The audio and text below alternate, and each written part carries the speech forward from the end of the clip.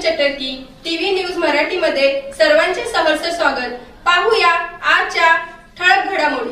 म्हणजे अतिशय महत्त्वाचा हा प्रकल्प विद्यार्थ्यांच्या दृष्टीने वसतिगृहाचं उद्घाटन होतंय आणि मी सुरुवातीलाच या वसतिगृहाचं उद्घाटन झालं हे आपल्या सगळ्यांच्या साक्षीने जाहीर करतो आणि या कार्यक्रमाला उपस्थित उद्योग मंत्री उदय सामंतजी, राष्ट्रवादीचे प्रदेशाध्यक्ष सुनील तटकरेजी आणि व्यासपीठावरील सर्व सन्मान्य मान्यवर प्रकाश शेंडगे आहेत, अशोक वालम आहेत, अरविंद डाफळे, किरण भैया सामंत, संजय मशिलकर, भूषण बरे आणि व्यासपीठावरील सर्व सन्मान्य मान्यवर, सगळ्यांची नावं घेत नाही, वेळही खूप झालाय। खरं म्हणजे आजचा हा दिवस आपल्या सगळ्यांच्या दृष्टीने अतिशय महत्त्वाचा आहे। खरं म्हणजे किती आपल्या लोकांनी प्रयत्न केले, समाजोन्नती संघाने त्यासाठी कष्ट घेणाऱ्या, धडपडणाऱ्या, धावपळ करणाऱ्या सर्वांचं मी मनापासून अभिनंदन करतो। शेवटी एखादी वास्तू, एखादा प्रकल्प उभा राहण्यासाठी, उभा करण्यासाठी काही वेळ जातो, परंतु जेव्हा प्रयत्न करणारे प्रामाणिक असतात, एका तळमळीने काम करत असतात, तेव्हा अशा प्रकारचे प्रकल्प उभे राहतात आणि पूर्णही होतात। आणि म्हणून या वसतिगृहासाठी यथाशक्ती ज्यांनी ज्यांनी योगदान दिलं त्या सर्वांचं मनापासून मी अभिनंदन करतो, त्यांना सगळ्यांना शुभेच्छा देतो।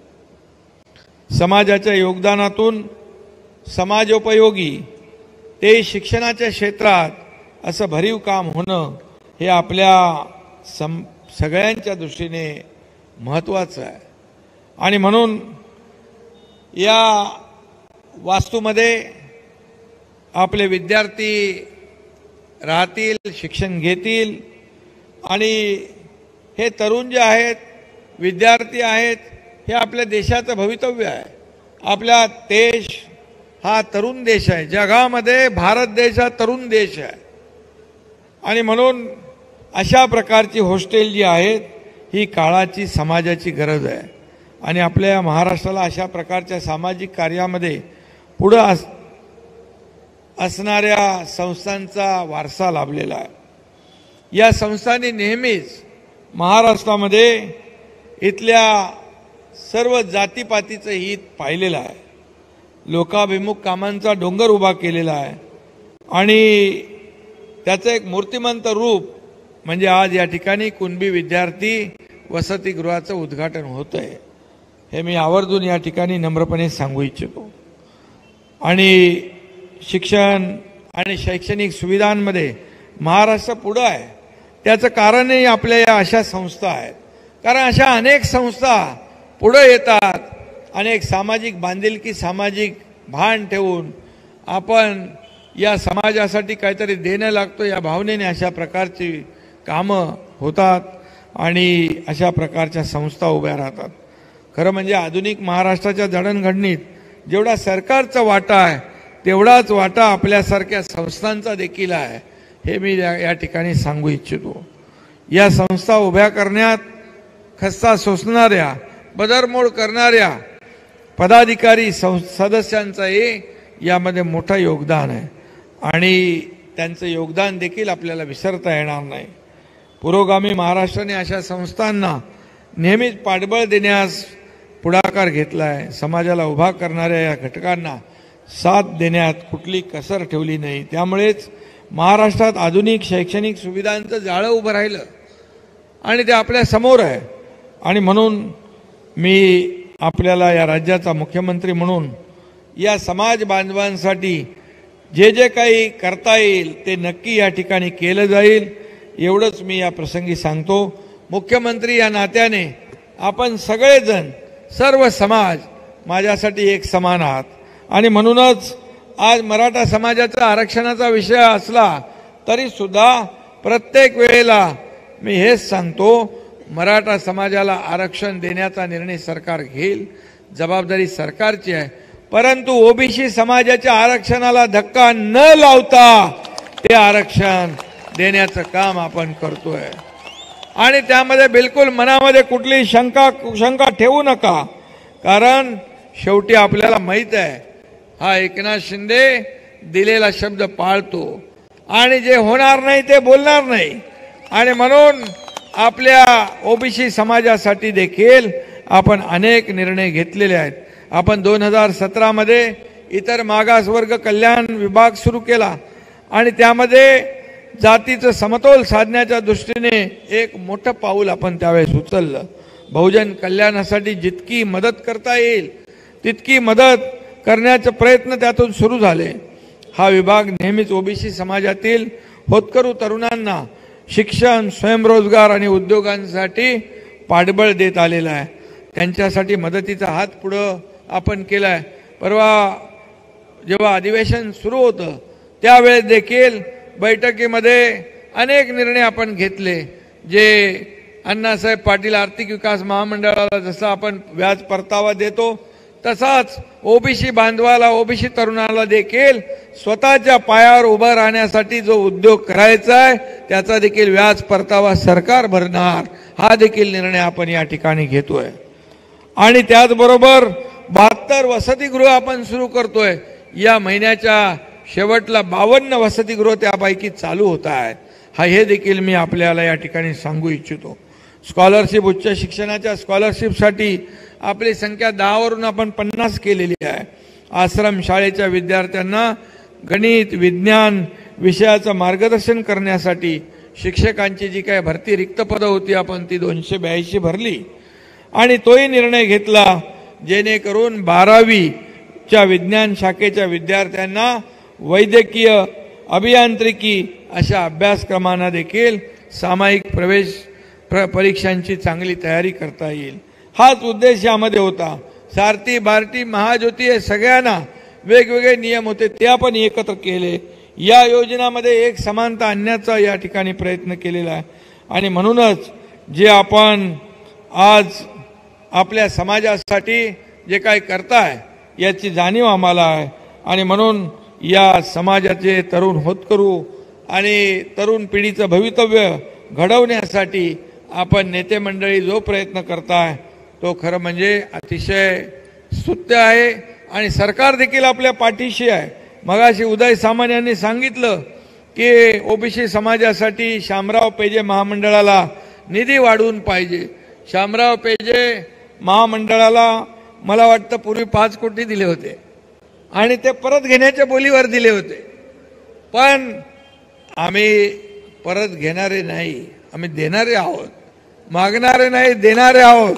आणि तेव्हा आपण 7 कोटी रुपये आरटीजीएस करून टाकले तातडीने, आणखी 7 + 5 12 कोटी रुपये आपण दिले आणि ओबीसी समाज आपला समाज आहे आणि जे काही आपल्याला आपल्यासाठी करता येईल ते आपण नक्की करू। परेलच्या वास्तूला देखील निधी पाहिजे, तो देखील दिला जाईल। एवढं या रत्नागिरी जिल्ह्यामध्ये तालुका तेथे कुणबी भवन तुम्ही तर मानताच आहे उदय सामंतजी, त्यामुळे तुमच्याकडे एमआयडीसीत पैसे पण भरपूर आहेत, त्यामुळे चिंता असणार नाही। ओबीसी समाजासाठी आपण 10 लाख घर बांधण्याचा देखील निर्णय घेतलेला, आपल्या सरकारने निर्णय घेतलेला आहे। त्यामुळे त्याचबरोबर कुणबी समाजाच्या वाड्या वस्त्या जिकडे आहेत तिथं देखील हा एकनाथ शिंदे सर्व सुविधा दिल्याशिवाय राहणार नाही, हे देखील मी या ठिकाणी सांगू इच्छितो। कारण शेवटी मूलभूत सोयी सुविधा देणं हे सरकारचं काम आहे आणि म्हणून सरकार कुठेही मागे पडणार नाही, सरकार कुठेही हात आकडता घेणार नाही। आणि मी पुन्हा एकदा आपल्याला सांगतो, काही लोक आपल्याला काही सांगत असतील, परंतु सुरुवातीपासून मागच्या वेळेस देखील आपण मराठा आरक्षण दिलं त्यावेळेस देखील आपली भूमिका तीच होती। मराठा आरक्षण देताना ओबीसी आरक्षणाला धक्का न लावता आपण आरक्षण दिलं। हायकोर्टामध्ये टिकलं, दुर्दैवाने सुप्रीम कोर्टामध्ये ते रद्द झालं, त्याची कारण मीमांसा मी आज इथं करत नाही, परंतु त्या प्रकारे मराठा समाजाला आरक्षण देण्याचा शब्द जो मी दिलाय तो शब्द देताना मी हेही लक्षात ठेवलाय की ओबीसी समाजाला धक्का लागणार नाही, ओबीसी समाजाच्या कुठल्याही सोयी सुविधा कमी होणार नाहीत, हा शब्द आपला आहे। आणि म्हणून आपल्याला मी एवढं सांगतो, त्याच्यावर देखील मराठा समाजाच्या आरक्षणाच्या काम देण्या जी प्रक्रिया आहे त्याच्यावर देखील युद्ध पातळीवर काम सुरू आहे। ज्या चुका सुप्रीम कोर्टामध्ये त्या काळामध्ये झाल्या त्या चुका पुन्हा होणार नाहीत। काही ठिकाणी आपल्याला जे काही, आता मी कुठे या सभेमध्ये टीका करत नाही, परंतु ज्या वेळेस जे सत्य बोलणं आवश्यक आहे, या सत्य बोलण्याला आवश्यक आहे तिथं ते बोलावंच लागेल। परंतु आपल्याला मी एवढंच सांगतो, मुख्यमंत्री म्हणून ओबीसी समाज आपली जी संघटना आहे, हे संघटना सर्व आपल्या समाजासाठी जेवढ्या काय आपल्याला योजना करता येतील, जे काय आपल्याला आवश्यक आहे ते बिलकुल आपण हक्काने आमच्याकडे या। हा एकनाथ शिंदे आपल्या हक्काचा माणूस समजा आणि त्या ठिकाणी कुठेही दुजाभाव बिलकुल कुणाची बरोबर करता येणार नाही, कारण शेवटी आपण सर्व एक आहोत। आणि म्हणून काही लोक समाजामध्ये तेढ निर्माण करण्याचा प्रयत्न करतात, परंतु त्याला आपल्याला बळी पडायचं नाही। आणि म्हणून प्रकाश शेंडगे आणि सगळी मंडळी इकडे आहेत, त्यांनाही माहीत आहे की पोटात एक ओटात एक असं आम्ही करणारे नाही। आणि म्हणून गेल्या 1.5 वर्षामध्ये जे सरकारने निर्णय घेतले ते तुमच्या समोर आहे। या सर्वसामान्य शेतकरी, कष्टकरी, कामगार, महिला भगिनी, आपले बांधव, तरुण या सगळ्यांसाठी आपण निर्णय घेतले। आज महिला सक्षमीकरण, महिलाही आपल्या सभेमध्ये आहेत, महिला सक्षमीकरणासाठी देखील सरकार मोठा निर्णय घेते। आणि काल परवा झालेले मोदी साहेबांच्या सभेमध्ये जवळपास 92,000 महिला तिथं आल्या होत्या। आजपर्यंतच्या इतिहासामध्ये एवढ्या मोठ्या प्रमाणावर महिला आल्या। आणि म्हणून महिलां सक्षमीकरणाचा त्याचा देखील फायदा आपल्या सगळ्यांना मिळणार आहे। आणि म्हणून मी योजना वाचायला गेलो तर त्याला 1 तास पुरा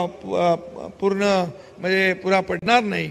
आणि म्हणून एवढंच मी सांगतो, आपण जे काम हाती घेतलेलं आहे, आपण चांगलं काम करताय। आज हॉस्टेलचं उद्घाटन होत आहे, या ठिकाणी विद्यार्थ्यांना त्याचा फायदा होणार आहे।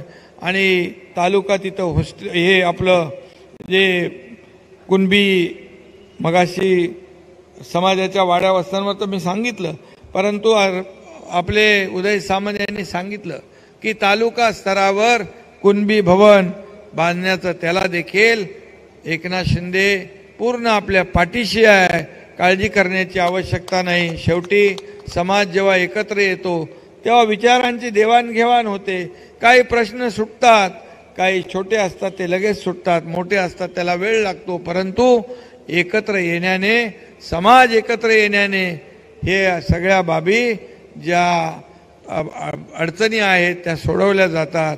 कारण समाज एकत्र येणं ही काळाची गरज आहे, समाजाची गरज आहे। आणि म्हणून हे सरकार आपलं आहे, हे सरकार सर्वसामान्य लोकांचं आहे, सर्वसामान्यांच्या आयुष्यामध्ये बदल घडवणारं सरकार आहे। आणि म्हणून आपल्याला मी पुन्हा एकदा आजच्या कार्यक्रमाला मनापासून खूप खूप शुभेच्छा देतो। पुन्हा एकदा उशीर झाल्याबद्दल दिलगिरी व्यक्त करतो। आणि या हॉस्टेलचं उद्घाटन झालं असं मी आधीच जाहीर केलंय, त्याचं आपल्याला उद्घाटन तिथे जाऊन करायचं आहे। आणि सर्व व्यासपीठावरचे सर्व मान्यवर, आपण सगळेजण, या सगळ्यांचं मी पुन्हा एकदा मनापासून अभिनंदन करतो। धन्यवाद। पुढील बातम्या पाहण्यासाठी आपले चॅनल लाईक आणि सबस्क्राईब करा व बेल आयकॉन दाबायला विसरू नका।